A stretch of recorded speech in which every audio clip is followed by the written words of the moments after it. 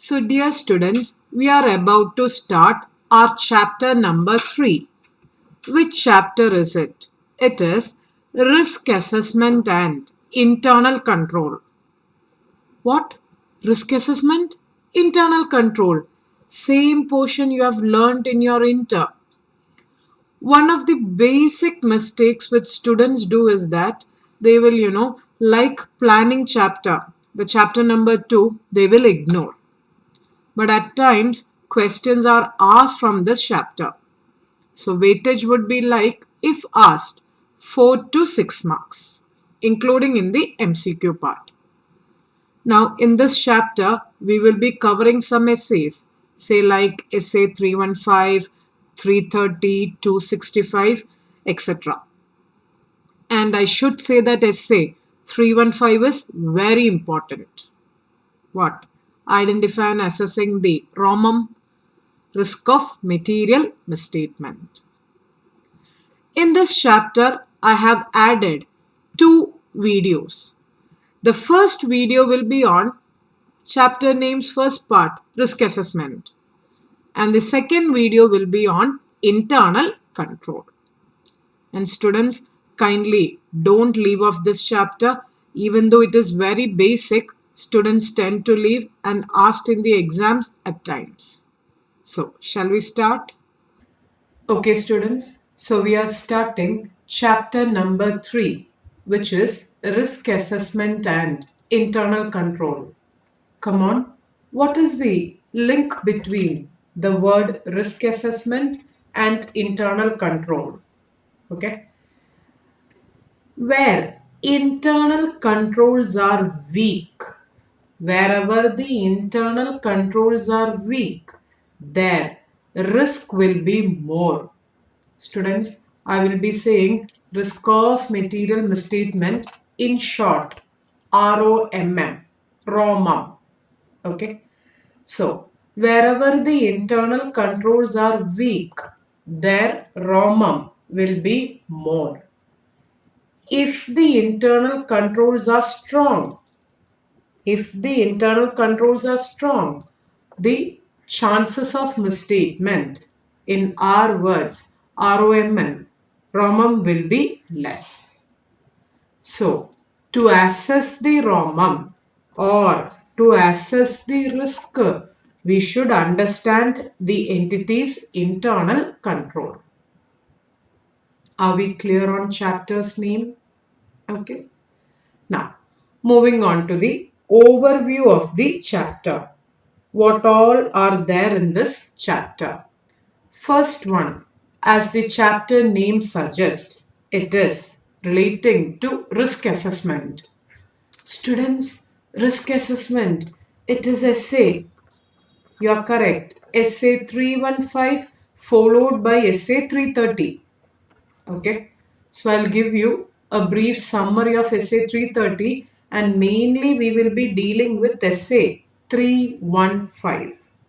So that is the first part. Second, as the chapter name suggests, that second part which is regarding the internal control. All those the basic concepts regarding the internal control.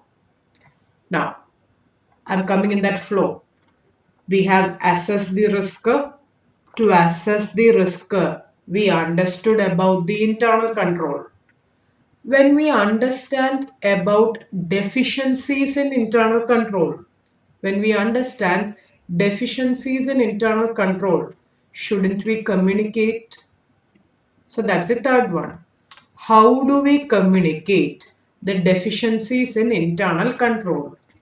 That I can link it with essay 265.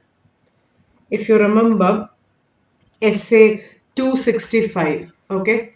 265 essay deals with communicating the deficiencies in internal control. Fine. So that's the third part. And finally, there is a concept which is called as RBA, which is risk-based audit. Where you will identify the areas in which there is risk and you will conduct the audit. So that is also related in this chapter. So in this chapter, there is risk assessment, internal control, related concepts. If you have observed, through this chapter, we will be covering around 3 essays. We will be summarizing 3 essays, which is your 315, 330, which is your 265. Okay. So, shall we start with the first portion? Which is the first portion? It is, you're correct, which is the risk assessment. Yeah. Starting with the first one, which is risk assessment. Before I go into the depth of the portion, I will say which essay it is related and what are the broad things which we will be covering. So, I'm giving you an overview of the risk assessment, which is our first portion. First, let me link it with the essay. The first thing which we have in the risk assessment is essay 315. You remember essay 315 name? Identifying and assessing the risk of material misstatement through understanding the entity and its environment.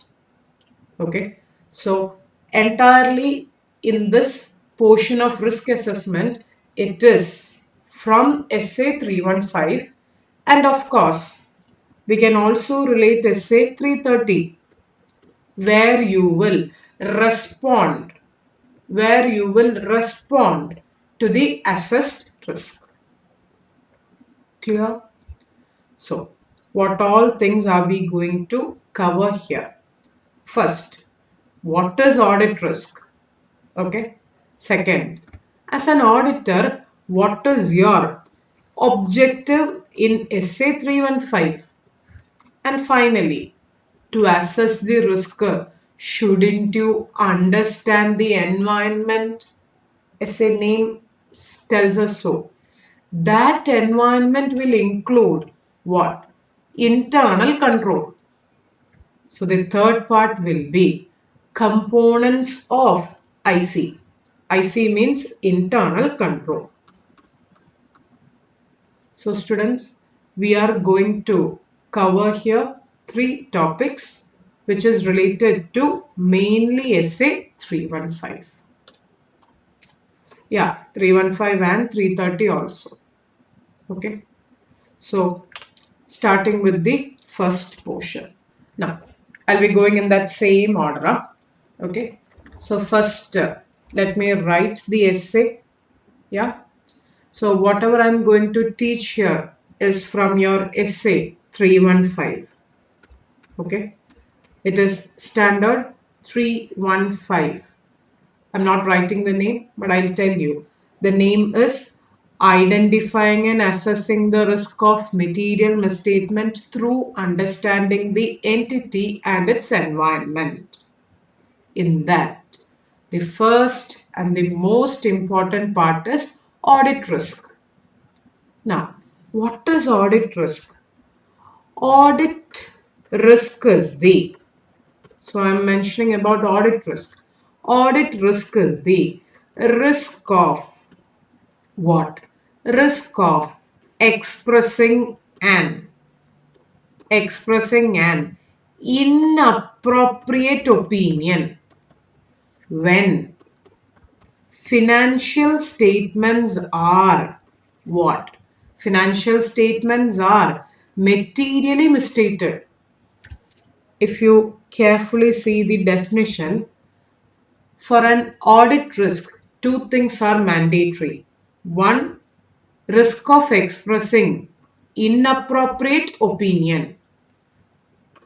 First condition, when FS are materially misstated, then only a risk becomes the audit risk.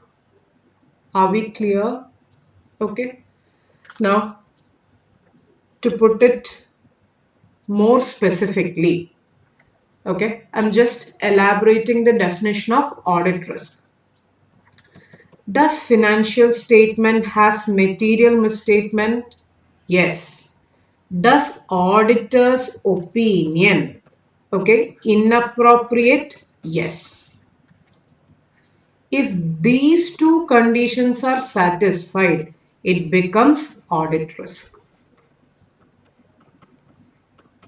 Is that okay? Now, to tell the different version of this, financial statements has no material misstatement, okay, but somehow auditor's opinion is inappropriate, meaning financial statements are true and fair view, but auditor states it does not show true and fair view. Is this an audit risk? Answer would be no. It's not an audit risk. Why? Because to be an audit risk, these two conditions are cumulative. Here there is no material misstatement. Are you clear? Now, to ask few questions, is pending litigation of the company amount to audit risk? Litigation, we have heard in essay 501. Are pending litigation audit risk? Like they have a huge case of 1 crore. Is it an audit risk? No. See, it is risk to the company. I do agree. But to be an audit risk, some kind of misstatement should come in financial and he should express an inappropriate opinion. So, pending litigation is not an audit risk. Second, business always faces risk. Is business risk an audit risk? Answer would be again, business risk may not affect financial statements or financial statement will not have material misstatements. So it is not an audit risk. And finally, one more question. Auditor is facing some kind of negligence, okay, or he is having some kind of liability because auditor did some kind of negligence in the audit, he is facing a liability. Is that an audit risk? Need not be necessarily, because of his negligent carelessness he overlooked the financial statements. Financials was correct. In such circumstances, this may not be always an audit risk. I hope students you are clear with the concept of audit risk. Okay.